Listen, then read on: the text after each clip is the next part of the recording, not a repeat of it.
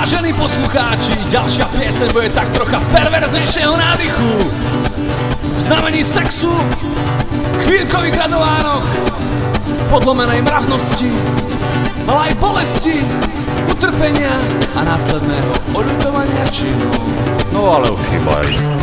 Rozpoviem vám jeden príbeh, už vám skube gambi. Možno, že sa budem zaňho aj tak trocha hambiť. Príhody, čo píše Tiger, sú prakticky skvelé. Ďalšia bude o tom, jak som bol vo Venezuele. Z nenazdajky ocitol som sa tam v cudzej piči. Pri návrate mi už dačo na kobote klíči. Ľudze mojo, čo mám robiť, čo mi ostáva?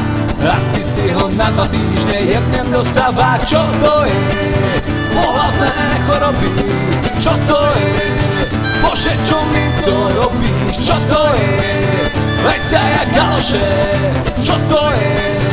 Bože, veď chcel som len kúsok rozkoše. Po 2 týždňoch sa vo liečby intenzívnej kúry samý kokos sava ešte vecej stúril.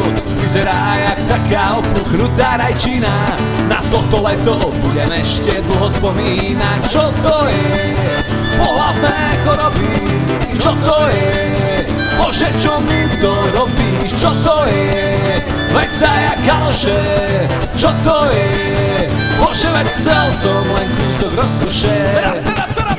Vyzerá to už dosť vážne, sranda musí ísť bokom. A už beží do nemocnice za DR s mokom. Vyvalil som to tam, jeho jedlo do stoličky. Vidíš, Janík, to je tak, keď jebeš cudze pičky, tam máš. Pohlavné choroby, čo to je?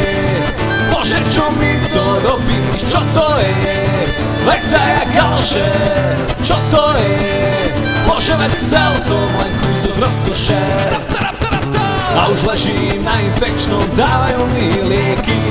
A za štoté pojebané vnútrožilné vstreky. A najhoršie, že keď sa o tom dozvedela milá, tá by skoro do tej chorý kokot odpaklila. Čo to je? Pohlavné choroby. Čo to je? Bože, čo mi to robíš? Čo to je? Veď sa jak galoše. Čo to je? Bože, veď chcel som len kúsok rozkoše. Posledná slova. Na záver len jednu vec by som chcel doporučiť všetkým, ktorí nechcú sa tak ako ja dnes mučiť. Dávajte si pozor, kde si pcháte svoje dýky, keď pôjdete na wander do Južnej Ameriky. A na pohlavné choroby.